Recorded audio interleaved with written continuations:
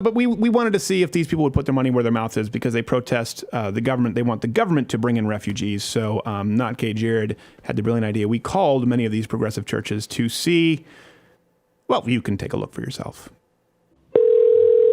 Heart House, this is Krista. Hi, Krista. How are you today?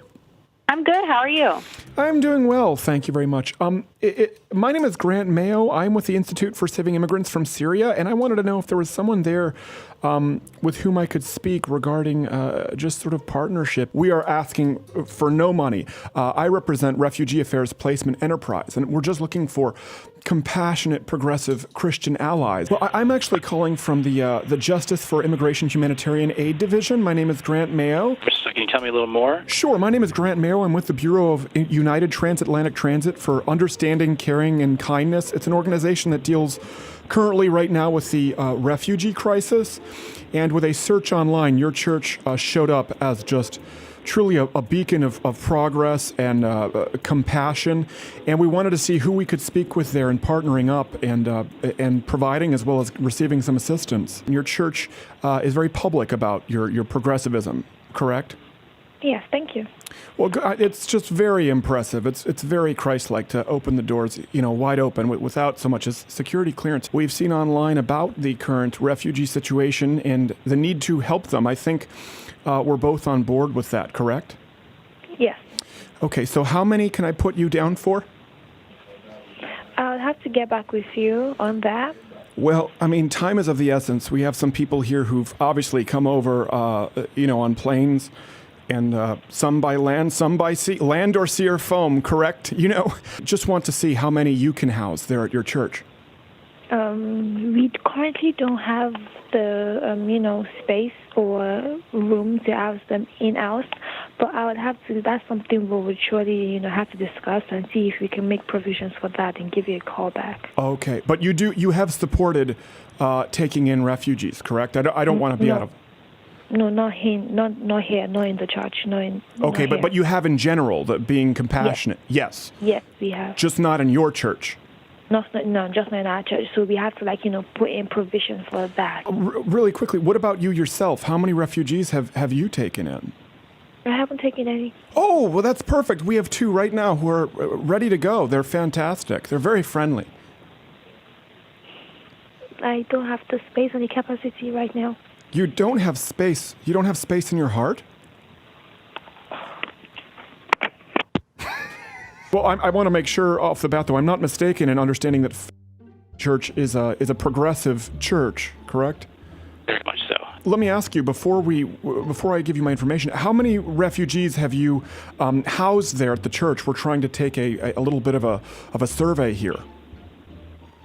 We don't house them within the church building. Do you know anyone there who has? Anyone who has personally taken one into their home, or a church personally who's housed them? Like I say, we don't. That's not what we do here. Sure. No, that wouldn't be expected. We don't house refugees. Right. No, we wouldn't expect you to do that. But speaking out in support of it is certainly almost the same thing. Yeah. I'm not sure what you're asking. Well, I know the church's position has been to support the helping of the needy and refugees, and we have refugee elementary children who we are bringing, again, Justice for Immigration Humanitarian Aid Division. And since that is your department at the church, I would just like to know, how many we could bring in there that you could help out. Well, I'll tell you what, my philosophy is I don't turn anybody away. Sure. So, okay. And if there's something a program that we offer that anybody would be interested in, Sure. We'll be happy to help in any way we can. Sure. So, like housing. We need to What do you mean? Well, we need to house refugee children. They need a place to live. No, I have no inkling on how to approach anything like that at all. It's very simple. You open your door and your heart. Well, yeah, my position here is to provide faith formation programs for children and families. Sure. So how many can we put your department down for? You mean to come here for faith formation? Yes, and for faith formation, certainly. And, food, shelter, sleeping bags if you have them. I can handle the part about faith formation, but that's Sure. about it. But what better social services program than the body of Christ? I mean, that's the goal in all of this is to... Yeah, but what I'm saying is we don't have a facility here where people can sleep and shower and eat and stuff like that. Oh, you don't have bathrooms there? No. Well, we have restrooms, but they're in the school. Oh, well, perfect. There you go. There's room in the school. Yeah, right. Try that. I understand. Believe me, I understand where you're coming from. It is not without its concern for the other children. Obviously, when we're talking Right. about assimilation, and some of these children, frankly, act out very violently. Do you know if the church has taken in, at least as I call back down my list, has this No, church they taken in? haven't because there's nowhere to put them. What about the homes of the pastors or yourself? Do you have room for a small child in your heart? You know what? This is really a good idea for us to talk about here. Yes, We're I'm not so set glad up we're to do talking. anything today, but maybe this is something we should talk about. Absolutely. Yes. Yeah. Why don't you call me back in a couple of weeks, and hopefully I'll, see what I can do. Oh, but they'll be deported by then. That's the issue is with the immigration ban right now. They're Yeah. here currently. Well, there isn't anybody here right now today for me to talk to.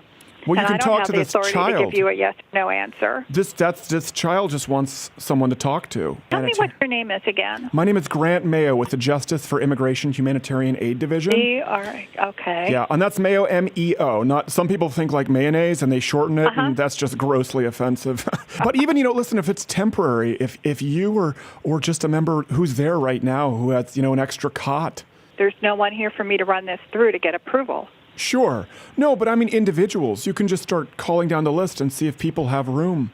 That's what we're looking for. Right. Yeah, I would have to get permission to be able to do that. Sure.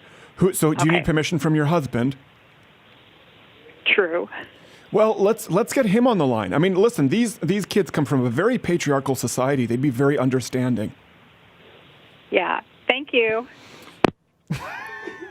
It's great to have social programs, but obviously these people need a place to live and resettle. There's no after-school program for somebody who doesn't even have a house to take a bus from to school. You understand? Right. We just serve the children here. Okay, so you serve the children. Well, I just so happen to have children, ages 4 and 13. 13's at that problem age, but good kids, really good kids, and we need to find a place for them. What about you yourself? We've opened our houses personally. We know people have been calling for this. We're just looking for true progressives to open their homes and hearts. Is that something you'd consider? I am not in a place to do that right now. Well, why not?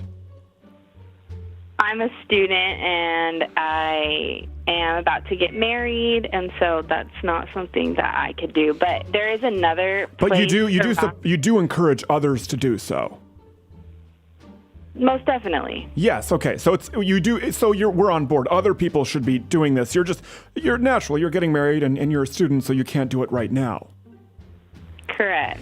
The problem is a 13-year-old here, Madula Ambamgata cannot wait because he may be shipped right back.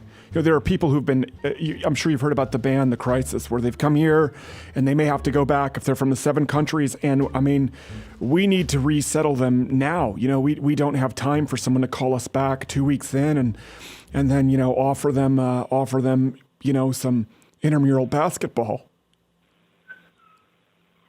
Okay, well, I'm sorry. We're definitely not the place for that. Hi, this is Melissa. I'm the operations manager. What is it that you need? Hi, Melissa. How are you today? I'm good, thank you. Good. This is Grant Mayo with the Institute for Saving Immigrants from Syria, and we work to resettle refugees. We have just been coming up against a dead end, Melissa. We have been trying to get these poor people coming from war-torn countries, refugees, many of whom are still, middle-aged males, into homes here.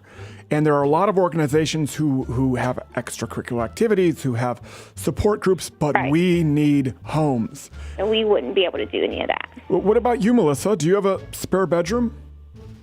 No, I don't. Really? I don't. I mean, even if it's just, for a temporary amount of time, I don't have a spare. I don't have a spare anything. Anyone in your family or any of your friends? What about anyone in the organization? Anyone there who could actually open? I mean, I have 4 right now, and believe me, I've rescued animals as well. You know, and my home is just a revolving door of people who need help. It's not without its problems. You know, my daughters weren't huge fans for a little while, but it has been a very rewarding experience, and I just. Absolutely, and I get it because, like I said, we work with our kids who are refugees, so we've heard the horror stories and we've heard everything. I mean, that's where our heart and our passion lies. Oh, what horror stories? We understand that it's a crisis situation, emergency situation. Sure. But like I said, our organization doesn't do anything like that. No, not the organization. Just any of the people there. But since you called our organization, you can't really ask me on a personal level or my family if we can open our homes. So you could try like residential homes or calling people's individual. Oh, do you live in a corporate homes, office? Individual personal numbers. P.O. box? This is the place for that since we're a nonprofit. Sure. So I have to say no. Sure. And I hope you have a lot of luck with your search.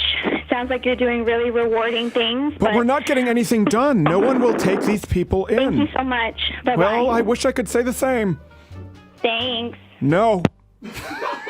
Hey, if you like this video, subscribe by clicking the button that says subscribe. If you're not aware of it now, there's no way you're learning the internet at this point. I'm not going to help you. But this was clipped from my daily show, available exclusively to LottoWithCreditor.com/MugClub members. If you're a student, military, or veteran, enter in that promo code. It's less than $6 a month, and you get daily content. No more clips, plus this hand-etched mug. Oh, when I feel it, I got a chill like on the inside.